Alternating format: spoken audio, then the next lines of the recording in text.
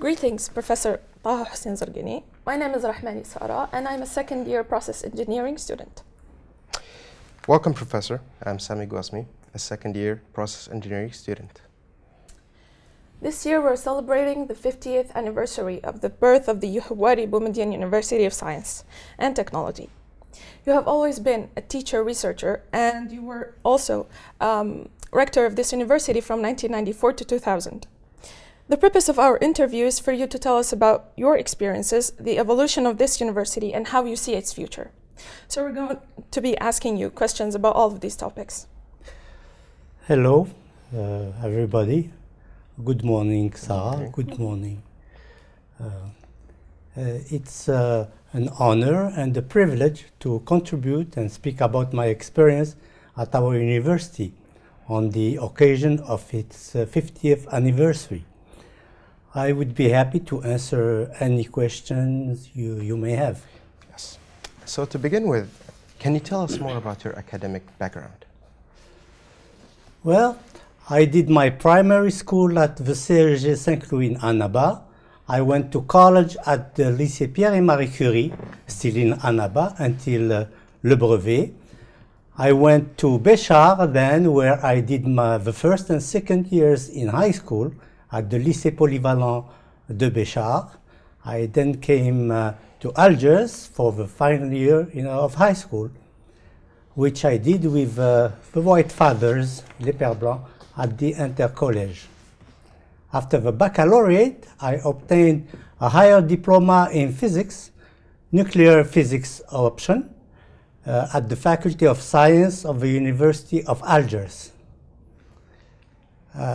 Then I got a scholarship with which I went to the United States, to the University of Washington in Seattle, where I obtained a master's degree and a PhD in nuclear engineering. My PhD thesis work was awarded, and I obtained the best publication of the year in the nuclear field throughout the United States of America. It was a prize awarded by the American Nuclear Society.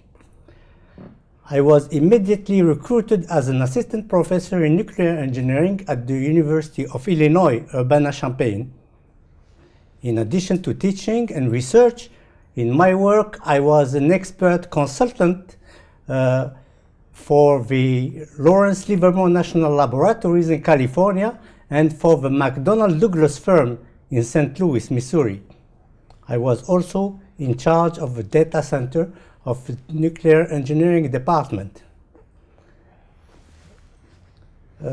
After a few years at the University of Illinois, I chose to return to Algeria. When I arrived, I joined the USTHB, and then I did my military training. I was a teacher at the National School of Engineers and Technicians of Algeria, l'ENITA, as part of the National Service. I returned to the USTHB, where I was a lecturer and then a professor. In the meantime, I've been involved in community work, social work and associative work. I was president of the Social Works Commission of the USTHB, la Commission des Œuvres Sociales, and president of the National Association of Professors and Lecturers, l'ANPMC. I was appointed rector of the USTHB in July 1994, a position I held until July 2000. I then continued to be a teacher-researcher at the Laboratory of Theoretical Physics while teaching the modules of nuclear physics, plasma physics, and vibrations and waves. Yeah. You are very interested in the world of education, technology, and pedagogy. Can you tell us more about your involvement in these topics? Yes. This is an area that has always interested me. New technologies are an important lever for evolution and for teaching and pedagogy. My team and I have been pioneers in all things concerning distance learning on the internet. I was a founding member of the Euro-Mediterranean University of Distance Education, TETIS, from 1998 to 2001. That's a consortium of 28 universities across the Mediterranean basin. I was in charge of the Algerian Avicenna Center, a project coordinated by UNESCO, funded by the European Community for the implementation of a digital e-learning network across the Mediterranean basin from 2001 to 2005. In this context, we have benefited from training in several countries, and I have been consulted regularly through UNESCO for expert work in several countries.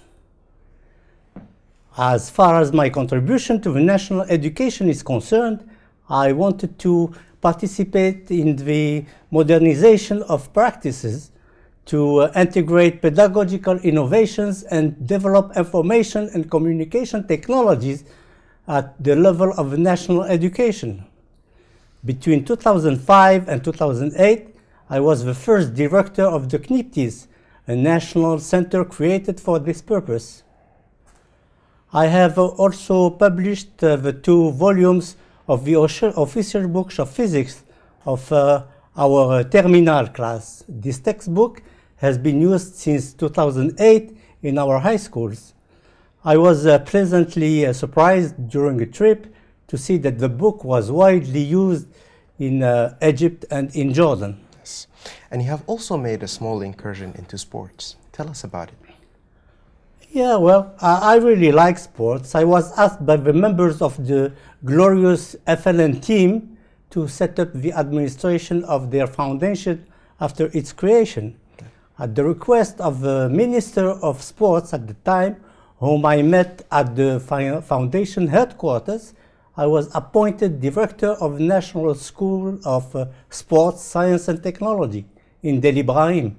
That was from 2010 to 2011, so it was a short time. But we have transformed it into a grande école de l'enseignement supérieur, and we have created 3 research laboratories.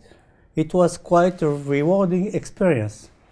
Well, that's pretty much my background. I'm currently professor of physics, director of a laboratory of theoretical physics and didactics, and of the USTHB, and I teach and coordinate the vibration and waves module. As we learned earlier, you were rector of the USTHB from 1994 to 2000. Can you tell us more about the major events that happened during your period there? Yes, of course. My predecessor, the late Professor Saleh Jbaili, was assassinated as he left campus. It was the Black Decade. When I replaced him, the terror was at its peak. Lots of absenteeism among the teachers, among the managers. Students didn't come either.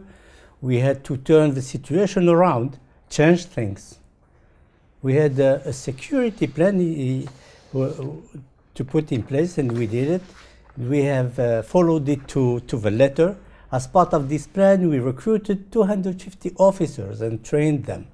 And we built the outer wall, the fence of the university, in 45 days, and did quite a few actions to try to calm the situation down. We have succeeded, apparently. Teaching and research activities have all resumed.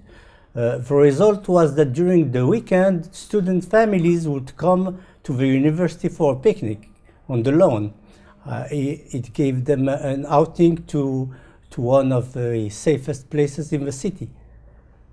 During our time, we found funding to complete the interior work of the auditorium and the current Faculty of Process Engineering and Mechanical Engineering that had not been accepted. We have also taken the necessary steps to launch the work of the current Faculty of Computer Science. Despite the budgetary restrictions of the agreement with the IMF, we were able to find funding and sponsors for all our activities. I remember in the year of the 25th anniversary, we organized 54 major scientific events, all comfortably sponsored by companies and the institutions. In terms of governance, on its own initiative, the USTHB was the first university to convene its policy council, which allowed us to make decisions to defend the interests of the university and move forward. Well, it didn't happen on its own. Looking back, I would say that I was surrounded by courageous, hardworking, honest, and simple women and men. Some are no longer part of this world. They were our vice rectors, professors Touabet Abdelkrim, Allah yarhamou, Shelghoum Abdelkrim, Bakou Rabah, Drir Mahrez, Lebaili Sultan, Shabat Muhammad. They were all the directors of the institutes, professors Mukhtar Atari in electronics, Idris Mouloud in earth sciences, Sihmed Khidr and Ben Dawood Muhammad, Allah yarahmu, in physics, Zitouni Muhammad, Allah yarahmu, in math, Driyas Habiba in computer science, Sirwiji Rabia in biology, Keskhi Rafiqa and Sherifi Wiza in chemistry, Maashi Rashida in process engineering, Bouzroub Mohamed Arzqi, Allah yarahmu, for the Institute of Senior Technicians. I apologize if I have omitted some people. I hope they will understand. Among all of this group, I will not be able to forget our valiant security officer, Mr. Hajjot Mahidin, Allah yarhamu, our Secretary General, Ben Ghanem Rabah, and my advisors and friends, Hamouli Jamil, Allah yarhamu, and Ghazal Abdurrahman, to whom I wish a good retirement. Well, that's about all what happened briefly during my time as a rector, but the university has changed a lot. USTHB is known as the best Algerian university. What is its reputation? Well, you know, the USTHB at its birth took over from the Faculty of Sciences of the University of Algiers, which since 1930 had enjoyed a dynamic envied by European universities, and which, despite the War of Liberation, has kept solid traditions in its management, teaching, and research after independence. The excellence of USTHB in its early days was largely due to the fact that we were living in a period where everyone was driven by a sense of fervor, national pride, and a great drive to build the country. Over the years, with expansion of its academic offer and the improvement of its infrastructure, it has experienced significant growth and a reputation that has gone beyond our borders. The levels of education provided were high, the influence on society was real, and the impact of the knowledge acquired on economic development was noticeable. In this way, the university has helped to ensure quality training in science and technology for the first professionals that the country needed for its development. It has also succeeded in setting up on its own behalf and for the other universities the first nucleus of a national teaching body. Unfortunately, the USTHB subsequently faced situations due to the political and economic upheavals that crossed our country, that affected its performance and reputation. Can you describe these economic and political situations and in more detail and how they affected the performance of the university?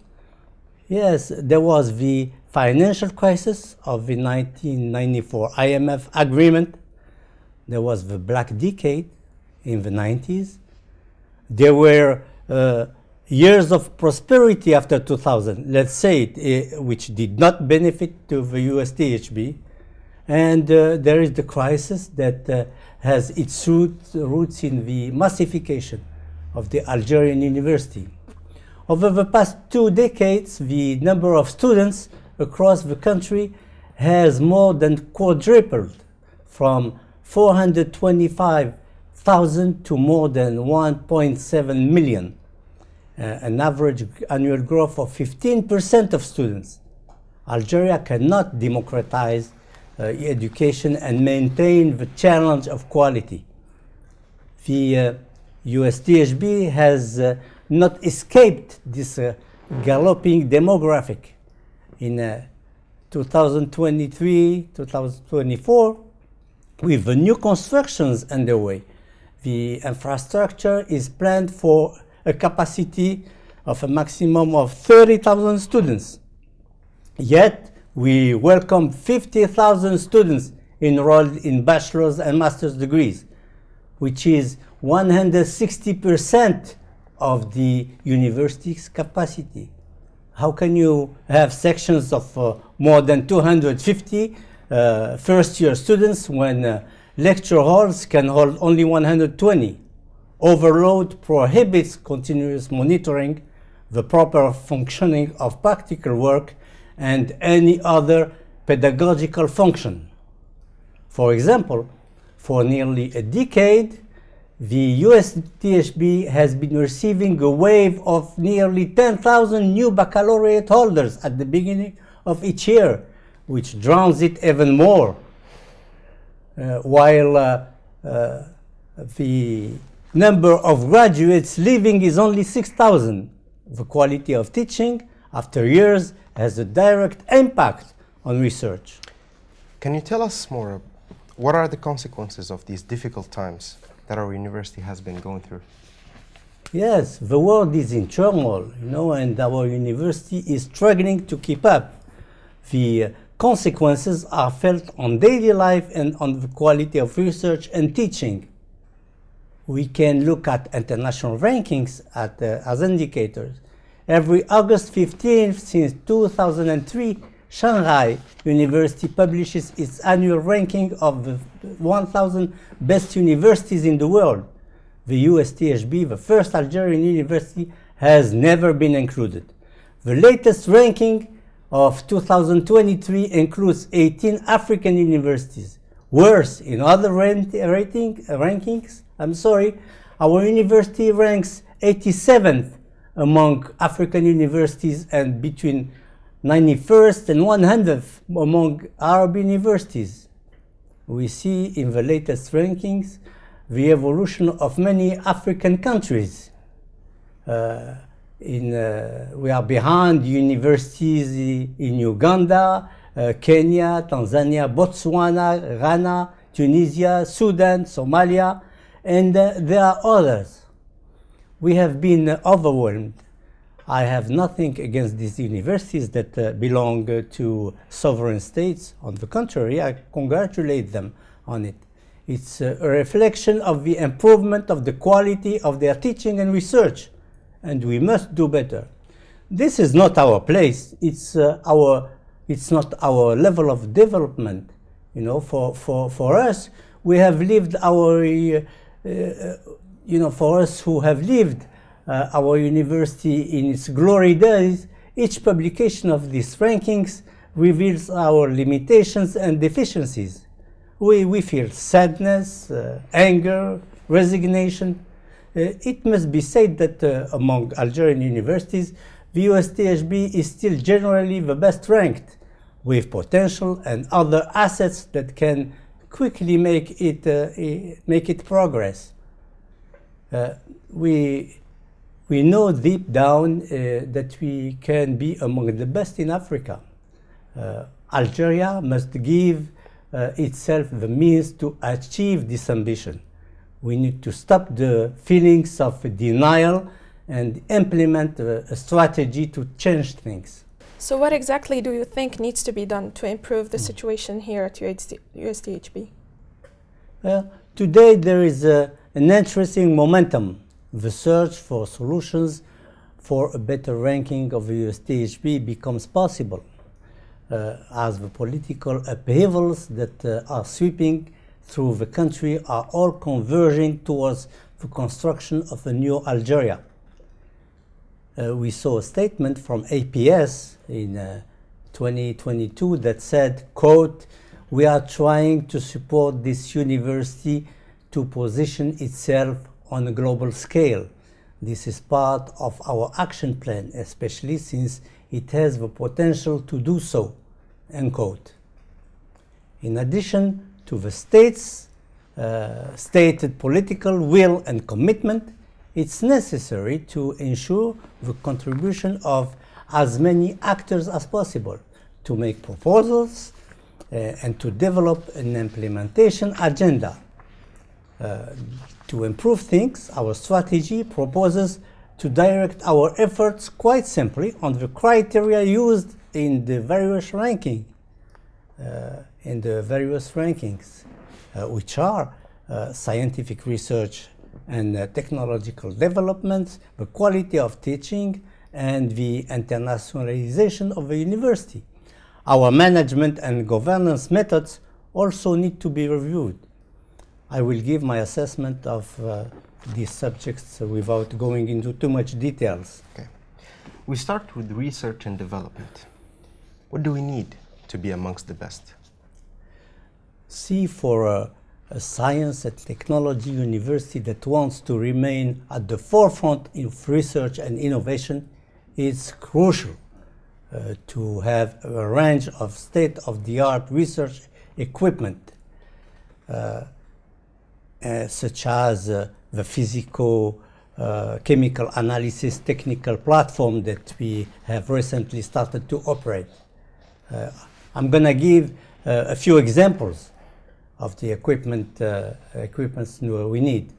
Physics and engineering facilities, such as particle accelerators, vacuum chambers and precision measurements equipment, biotechnology laboratories, robotics and automation laboratories, data and cybersecurity centers, renewable energy laboratories, electronics and micro-manufacturing laboratories. I have examples for all our faculties: remote sensing and geospatial facilities for medical physics, research space and astronomical research stations, virtual and augmented reality simulators, hydrogeology and environmental science laboratories, supercomputers for advanced research in artificial intelligence, climate modeling and bioinformatics, etc. That's basically it. We need, you need 2 major pieces of equipment per faculty to get as many researchers as possible to collaborate. This equipment not only makes it possible to conduct cutting-edge research in various scientific and technological fields, but also to attract high-level researchers and collaborate with industries and other research institutions. What are the other needs to support the quality of research, and what about technological development? The university must have the means to, if necessary, to recruit staff nationally or internationally on a permanent or temporary basis, based on clear criteria of competence and excellence. I'll say more about that later. There are also the areas of research. The university needs to identify areas that are in high demand and rapidly evolving globally, such as artificial intelligence, renewable energy, biotechnology, cybersecurity, and data science. The collaboration with industry and the private sector already established needs to be expanded. We must continue to create spaces dedicated to innovation and entrepreneurship to encourage the commercialization of research and the development of startups. The encouragement of collaboration with industry can be concretely implemented through the creation of industrial chairs and joint laboratories. Could you give us an outline of how to improve the quality of teaching? Improving the quality of teaching is fundamental to raising the standard of the university, and in this context, we need to talk about the number and quality of students, the teaching programs, and the professional development of teachers. It's imperative to select and stabilize the enrollment at 30,000 students in the next 5 to 10 years to focus on maintaining quality and managing the transformations ahead. You know, the best university in Africa has only 25,000 students. The best European universities, Oxford and Cambridge, have 20,000 students.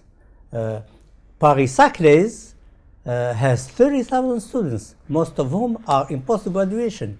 The autonomy to create new programs is essential to align with international standards.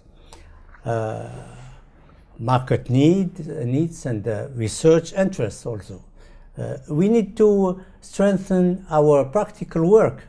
It's necessary to cover all practical work programs. The material must be sufficient in quantity and quality for all students to have their hands-on experiences. You also mentioned the professional training of teachers. Can you tell us more about that? Yes, improving the quality of teaching can be achieved through the professional development of all teachers, through in-service training programs.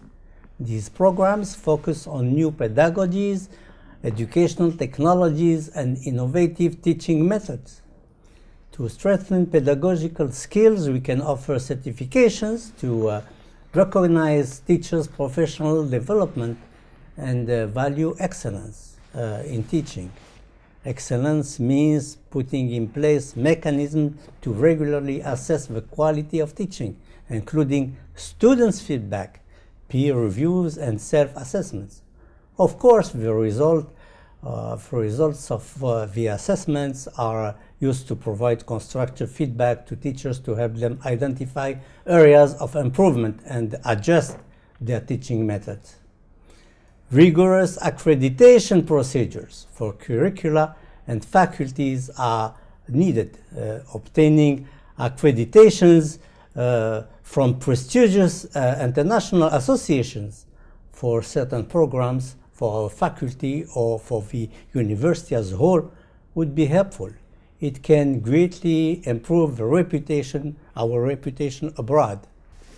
You mentioned the internationalization of the university. What is the situation exactly? The internationalization of a university refers to all actions put in place to integrate an international dimension into teaching and research. The main aspects of the internationalization of a university are the recruitment of international students, academic staff and researchers, student and academic mobility, and cooperation agreements with renowned foreign universities. The internationalization of the university is a key process to improve our visibility and ranking at the global level. A standard goal for a highly ranked university is to reach 20% of international students. We are in the process of taking a good turn. This is to change the language of instruction from French to English, which is a step in the right direction because it's a key process in the internationalization of the university. We need a transformation strategy to ensure that we navigate this shift well. I personally, I'm trying personally to get involved in this process with the university administration. Almost all of the major universities that stand out in the world and African rankings are English speaking. The shift to English in universities is a growing phenomenon that can be found in many countries on all continents. What is sought is the willingness to open up internationally, to attract more international students, to exchange researchers, to increase diversity on campus, to have wider access to information, to increase budgetary resources, and to improve the ranking of their universities. English is also a tool for, well, a lever for better pedagogy and research. There are many publications that recount the different experiences of these universities and how they have or are in the process of carrying out the language change. Can you give us your opinion on how our university could transition successfully from French to English? Well, based on these international experiences, as well as our knowledge of the field, in my humble opinion, the solution to the problem has three pillars at its core: organization, training, and communication. The first pillar is organizational, meaning planning, implementation, and monitoring. Within this framework, there must be a clear definition of the milestones and the timetable for achieving them. This is essential to align employees with a common vision and to spot any gaps during implementation. An example of a timeline is as follows. You know, there is a preparation phase of 6 to 12 months, during which awareness is raised, language skills assessed, and an initial training. And then there is a rollout phase, the first and second year there would be introduction of the first courses taught in English, mainly for new honorees like first and second year. The third and fourth year there will be an extension to advanced courses and master's degree programs. And then for the fifth year we will have a full implementation in all programs. Where do we stand with the organization of the USTHB? And how should the training be organized?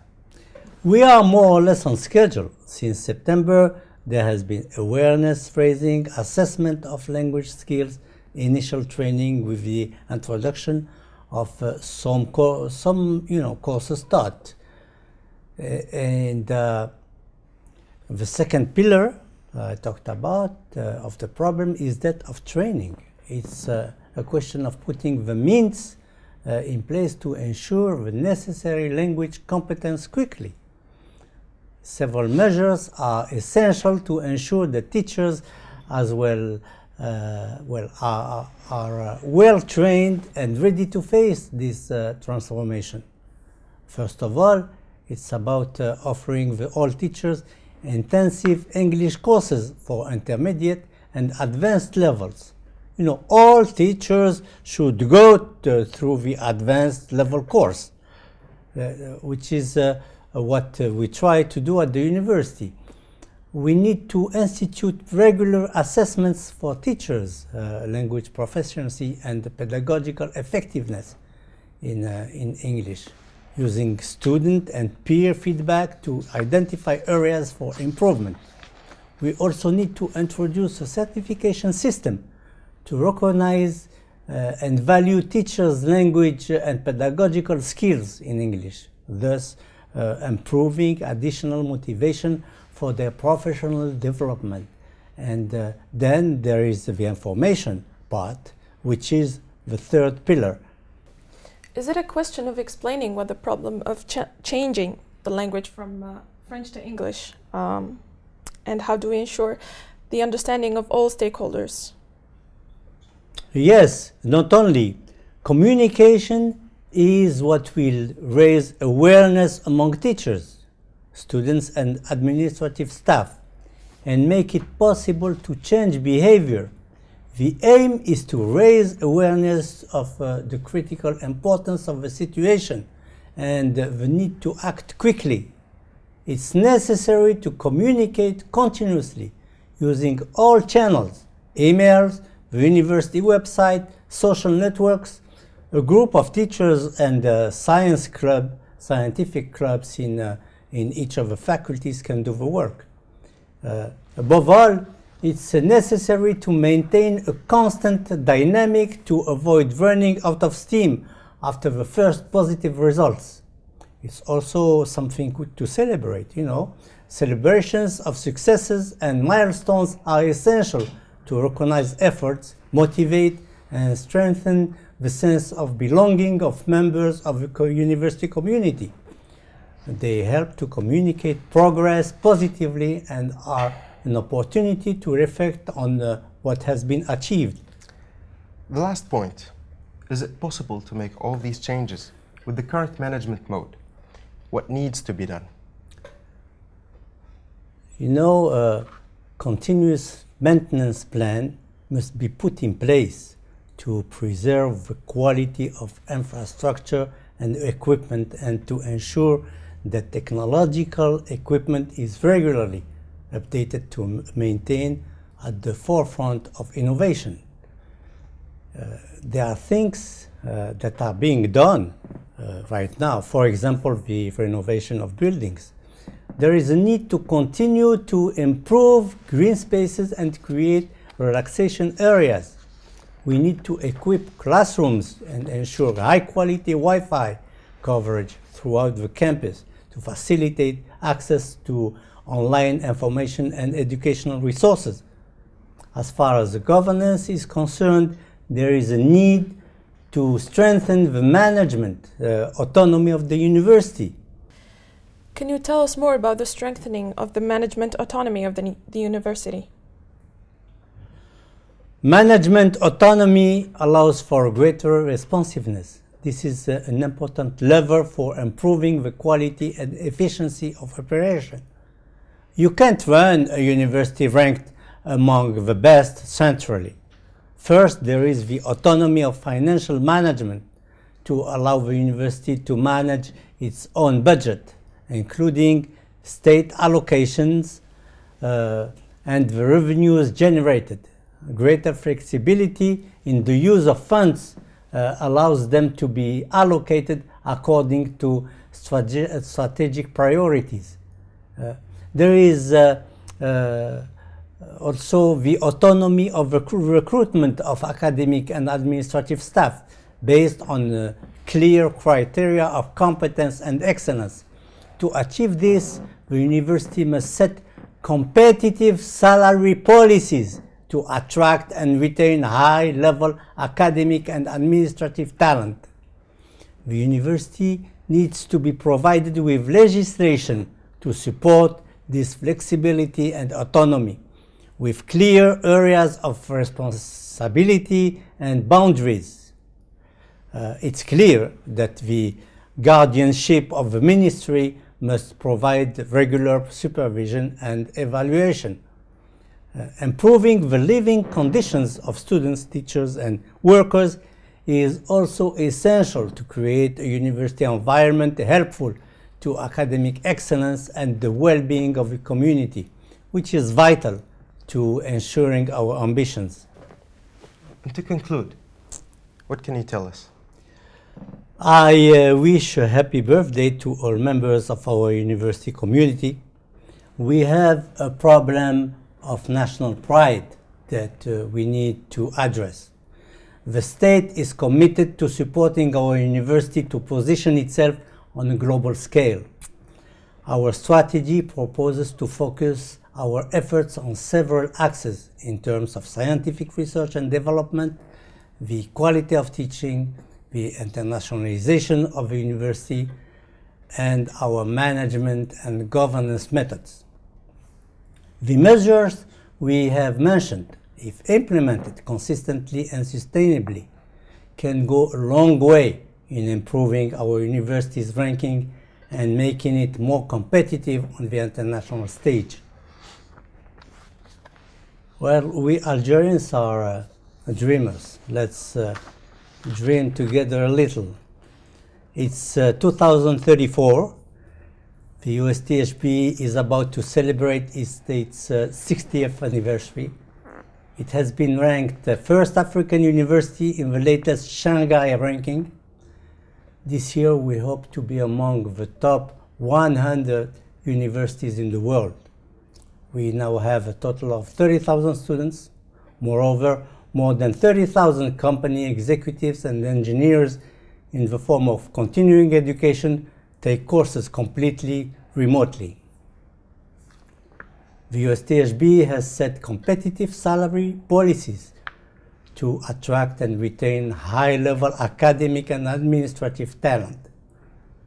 Good national research supervisors living in Algeria from the diaspora or downright international have been attracted by the good working conditions that are offered. The university is expanding and diversifying its sources of income through different benefits. Many people are knocking on our door. Other national universities have followed USTHB lead and are also improving their rankings. In the United Agenda, the United Nations Agenda 2030, it said that the wealth and poverty of nations depend on the quality of higher education. Our academics are no longer living. Those who have left are coming back. There is a possible and potential life project with us. We have tremendous natural resources, and we are now training excellent human resources to create wealth in our great country. We are in a new Algeria. We are coming to the end of our interview. We want to express our gratitude and for having had the honor of exchanging with you.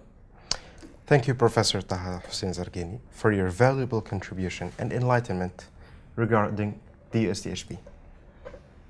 Well, I would like to thank once again the leaders of the university, headed by the rector, Professor Jamal Akhech, for the opportunity. Thank to both of you, Sarah and Sami. I have spent a large part of my life at the USTHB. I remain available to make more contributions to its development. Thank you. You're welcome.